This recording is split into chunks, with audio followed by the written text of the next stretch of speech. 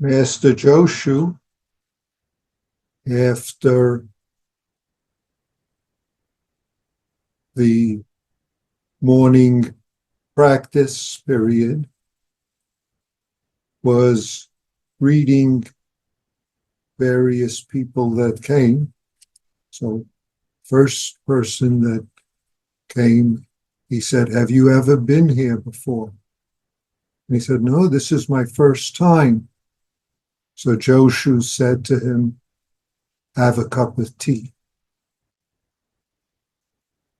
Another person came forward, another monk came forward, and Joshu said, "Have you ever been here before?" And he said, "Oh, yes, I've been here many times. I've come." Joshu said, "Have a cup of tea." The head monk, who was standing nearby, came over to Joshu and said, "Master, I understand why you told the first person who'd never been here to have a cup of tea, but how come you told the person who's been here many times to have a cup of tea?" Joshu said, "Head monk." And the monk said, "Yes." Joshu said, "Have a cup of tea."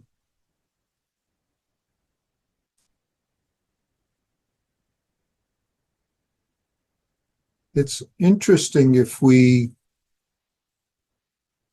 begin to be aware of how we judge circumstances and make determinations and believe them to be this one's better, this one's worse.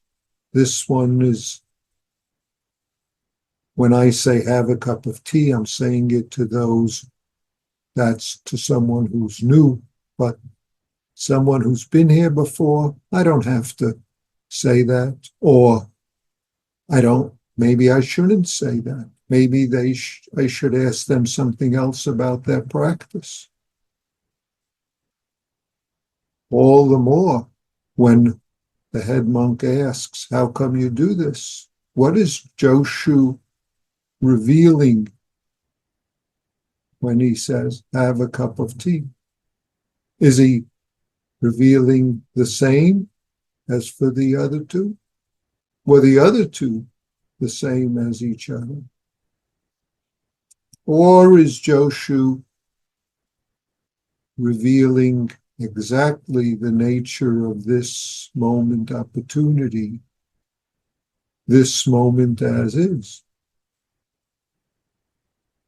When we recite in the Heart Sutra, form is emptiness, emptiness is form, form is exactly emptiness, emptiness exactly form, sensation, conception, discrimination, awareness, and so forth.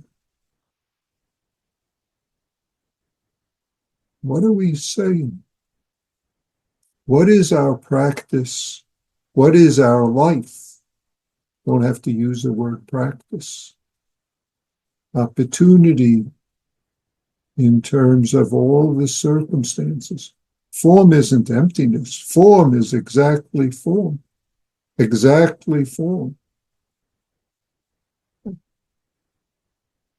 And yet, when we're blinded by form, by choices, likes and dislikes, we miss form is emptiness, because exactly form is from the beginning exactly form. Emptiness becomes a fancy word that we become blinded by. Even form becomes a fancy word that we become blinded by.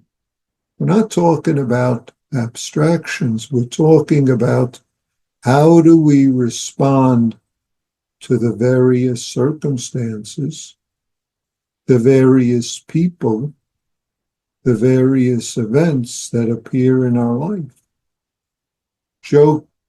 Joshu's demonstration, revelation. Joshu's response, first time you're here, have a cup of tea. Oh, you've been here many times, have a cup of tea. Is that the same or different? If we hold on to our ideas about, then we are unable to greet this moment, unable to greet newcomer, unable to greet person we've known for many years, persons we like, persons we don't like. We get entangled in how and what and judgments and stories.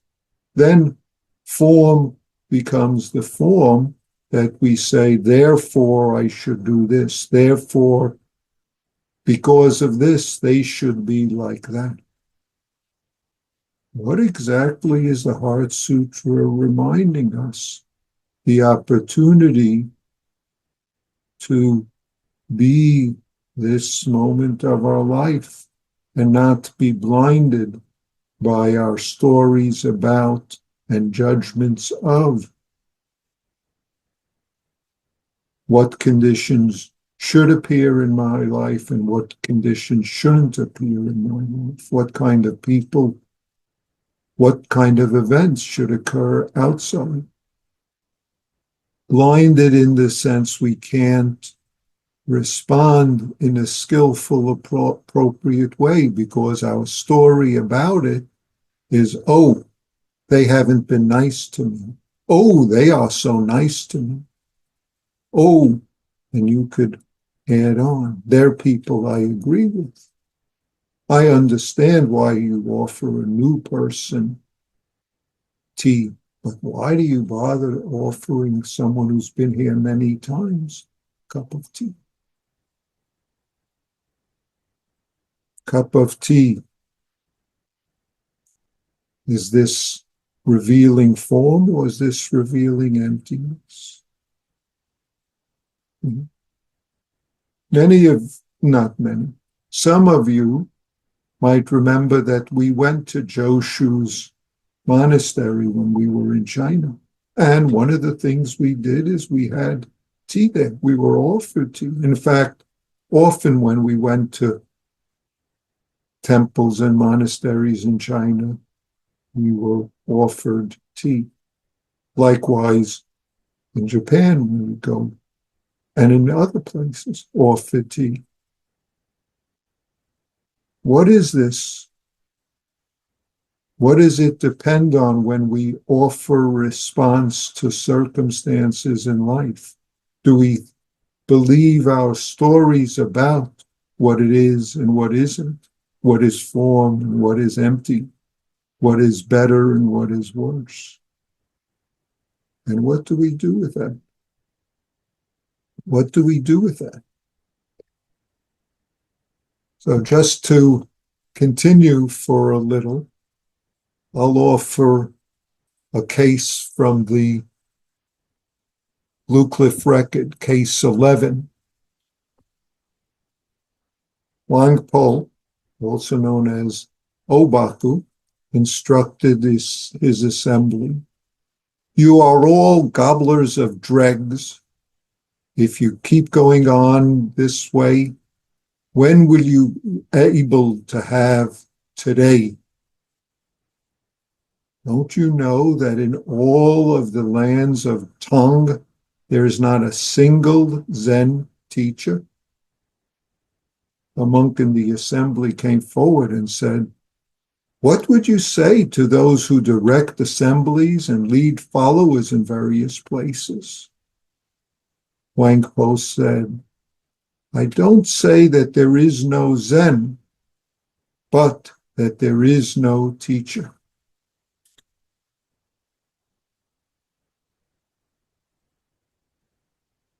Some of you, hopefully, will join us for sesshin at the end of the week It begins Thursday night and goes through Sunday afternoon. If you need details, speak to Mushin.